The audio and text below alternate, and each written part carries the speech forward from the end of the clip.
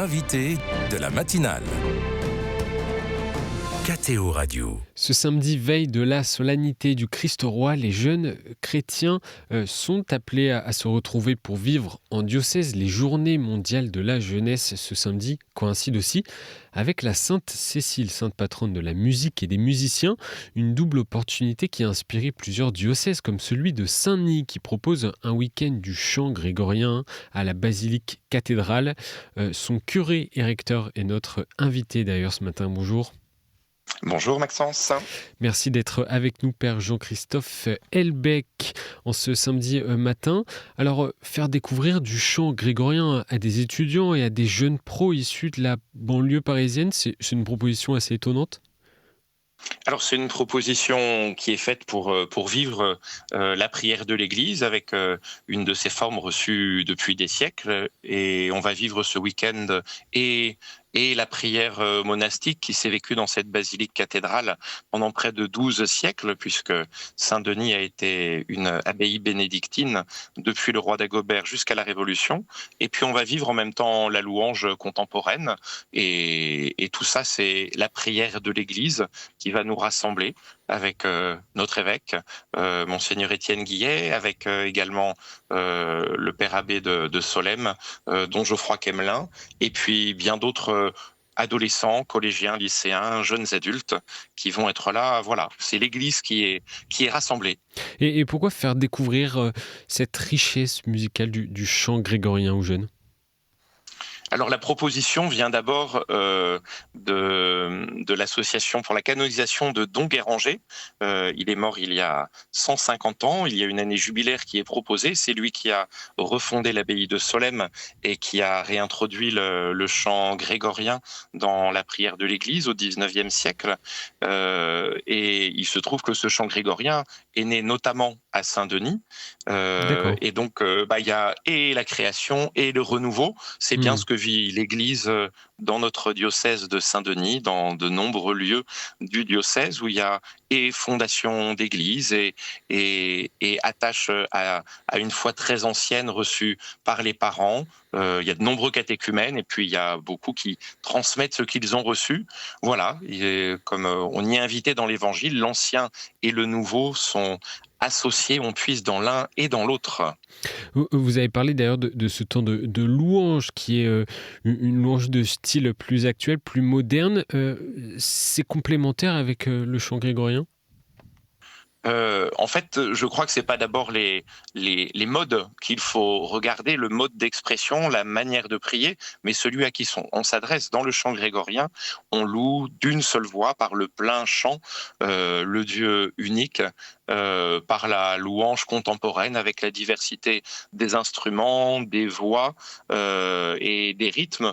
On loue le Dieu unique qui nous a tous créés. On va célébrer aujourd'hui et spécialement demain dimanche la fête du Christ roi de l'univers. Il rassemble tous les peuples. Je crois que c'est bien cela qu'on va célébrer, qu'on est en train de commencer à vivre en ce week-end. Père Jean-Christophe Elbecq, qu'est-ce que ce mixte entre louange et chant grégorien dit peut-être de la richesse, de la diversité d'un diocèse comme celui de Saint-Denis ? C'est le visage de l'Église. Il y a eu à la fête de Pâques dernière 225 baptêmes d'adultes et 450 baptêmes d'adolescents. Ils seront encore plus nombreux dans les fêtes de Pâques prochaines qui s'annoncent. De nombreux jeunes ont participé à la vie de l'Église, pas seulement comme participants, mais comme acteurs. Voilà, prier avec le grégorien, prier avec la louange, prier par le silence ou prier par la joie éclatante, prier avec les chants de Thésée aussi dans quelques semaines. Voilà, tout ça, ce sont des manières différentes qui nous sont données, et le chant grégorien nous est donné depuis longtemps comme un fil rouge qui conduit la prière de l'Église. Beaucoup prient le Salve Regina, et puis ils ont d'autres trésors encore à découvrir dans ce que nous transmet l'Église pour prier le Seigneur et pour le louer. Le diocèse de Saint-Denis est un diocèse avec de nombreuses identités qui vivent ensemble. Comment est vécue justement cette richesse parmi les jeunes catholiques du diocèse ? Il y a de fait des identités que je dirais et culturelles, et aussi des identités liées à l'âge, également la diversité de sensibilité ou d'expérience ou d'étapes sur le chemin de la foi. Je crois que c'est un peu comme dans une grande famille. Dans une famille, on n'avance pas seulement au rythme des parents, pas seulement au rythme du petit dernier ou de l'aîné de la famille, mais on essaie que chacun ait sa place. Je crois que c'est un peu de cette manière-là qu'on essaie de vivre dans le diocèse de Saint-Denis, en invitant chacun à prendre sa place, ceux qui ont grandi dans le diocèse, ceux qui arrivent et s'y installent, venant des diocèses voisins, venant d'autres pays, ceux qui rejoignent l'Église. En fait, voilà, l'Église est un corps varié et un corps vivant. Et c'est ça qu'on expérimente spécialement ce week-end, accueillant et les Dionysiens et tous ceux qui sont habités par la tradition de la prière monastique et spécialement par le chant grégorien. Voilà, on a à apprendre à faire Église, et pour ça, quoi de mieux que de se rencontrer et de se rencontrer autour du Christ qui nous accueille, qui règne, et que nous pouvons servir humblement et joyeusement. Hmm. Lors de son discours, premier discours d'ouverture à l'Assemblée plénière des évêques de France à Lourdes début novembre, le cardinal Jean-Marc Calvin a évoqué le désir d'identité qui taraude le cœur de nombreux jeunes aujourd'hui. Comment tenir le cap de la communion dans un diocèse comme celui de Saint-Denis ? Je crois que l'identité, elle pourrait être regardée comme une identité qui divise et qui sépare, mais on se souvient bien que dans le livre de la Genèse, dans le deuxième récit de la création, quand Dieu crée l'homme et la femme, aussitôt il dit que l'homme et la femme ne feront plus qu'un, il distingue, non pas pour séparer et éloigner, mais pour rassembler. Et peut-être que, voilà, quelle est notre identité profonde ? Est-ce ce qui nous particularise ou ce qui nous éloigne ? Ou est-ce aussi ce qui nous unit, et avec des variétés, des diversités qui nous aident à reconnaître ensemble le Seigneur ? Les apôtres, les 12 n'étaient déjà pas tellement identiques. Voilà, je crois que creuser, approfondir son identité, si c'est pour se mettre au service des plus pauvres, si c'est pour se mettre au service de l'annonce de la bonne nouvelle, si c'est pour se mettre au service de tous, c'est pas quelque chose qui va nous éloigner, au contraire, ça nous unit.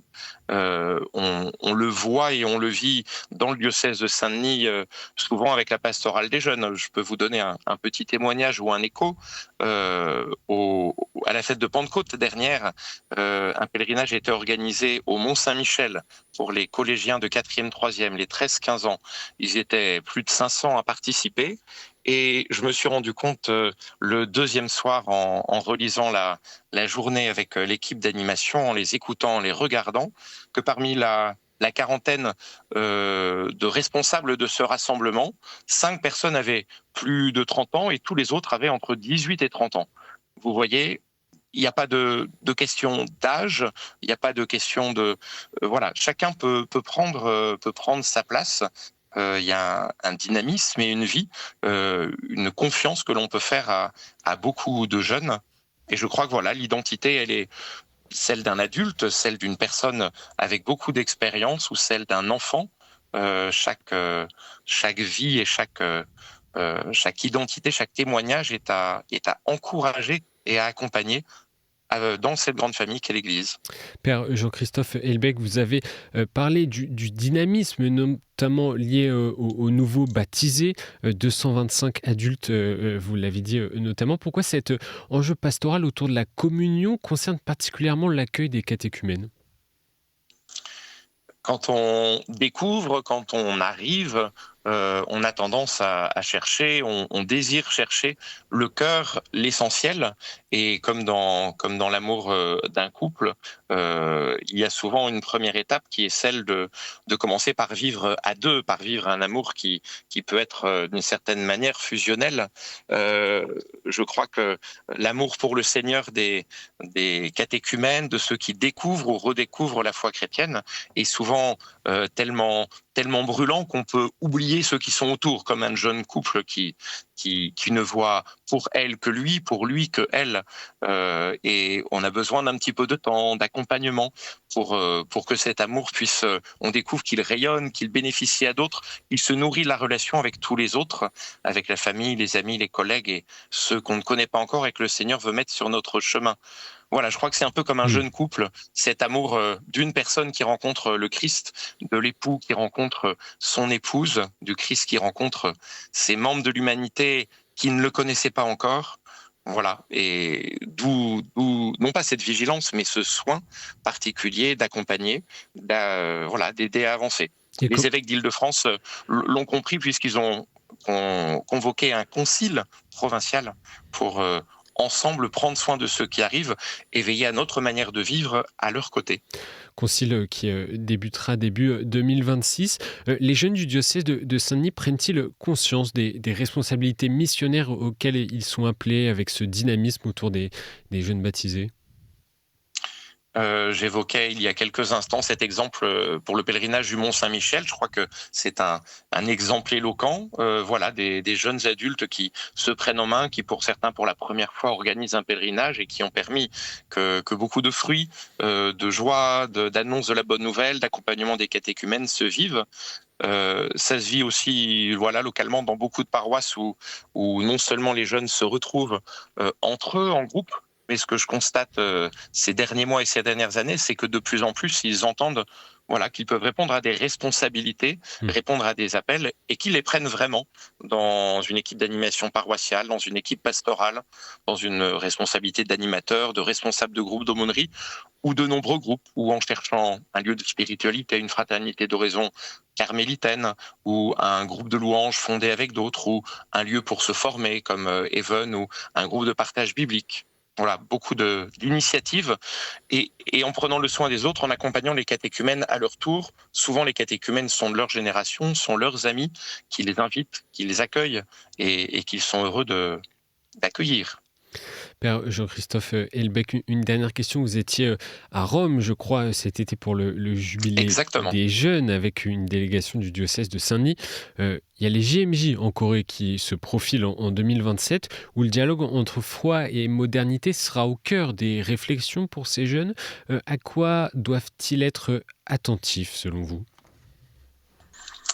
Je crois qu'il y a aujourd'hui beaucoup de moyens qui nous sont donnés. La question ne se posera peut-être pas de la même manière que pour Rome. Faut-il y aller en avion ou faut-il y aller en train ou à vélo, mais comment utiliser les moyens de communication, les outils qui nous sont donnés dans les enjeux du monde, dans ce monde où beaucoup de guerres résonnent, comment construire ensemble, comment construire la paix, comment se rencontrer, comment d'abord prendre le temps de se découvrir. Et je crois que ces occasions, les journées mondiales de la jeunesse dans 1 an et demi en Corée, ces journées diocésaines de la jeunesse pendant tout ce week-end qui commence aujourd'hui et demain à Saint-Denis, les rencontres européennes de Thésée du 28 décembre au 1er janvier. Toutes ces occasions sont qui ont lieu à Paris et en Île-de-France. Toutes ces occasions sont des temps pour rencontrer l'autre. Et je crois qu'il y a beaucoup de choses à faire dans notre monde. Il y a beaucoup d'outils que l'on invente et imagine. Mais si l'on garde l'essentiel, comme dans cette fête du Christ roi, de nous laisser inviter, d'aller à la rencontre de l'autre, l'hospitalité, c'est accueillir l'autre et me laisser accueillir par lui. C'est ça qu'on essaie de vivre dans ces temps de rassemblement. Chanté par le grégorien, chanté par la louange et les instruments contemporaines, chanté lors d'une messe dominicale, prié en silence dans le secret de son oratoire à la maison ou de sa chambre. Dans tous les cas, on est unis ensemble au même Seigneur et on se met au service du peuple de l'humanité dont nous faisons partie et qui attend de rencontrer son Seigneur.